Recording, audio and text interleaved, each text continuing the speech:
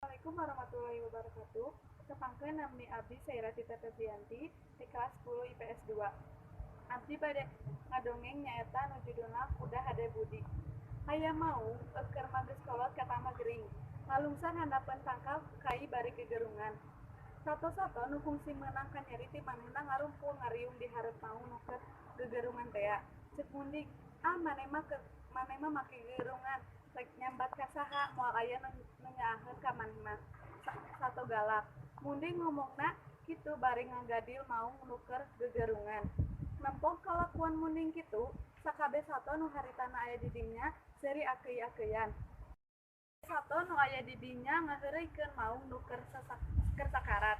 Kajaba sakadang kuda nempo sato-sato sejen, galumbira teh manehna mah ukur gogodeg. Ceuk lomba, kunaon sakadang kuda kala gogodeg kitu. Lain teh je tah si belang teh kusampean. Lain baheula si belo ditekuk tembal kuda. Kaula mah lain teu ngewa pan keur gering parah, manehna teh keur sakarat. Sakedeung deui oge paeh kuduna mah sato nu keur sakarat teh ulah diheurikeun kitu.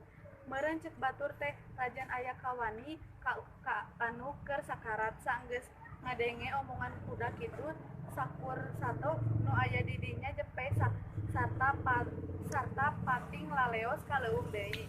Sakitu wae ti dongeng ti Sim Kuring. Wassalamualaikum warahmatullahi wabarakatuh.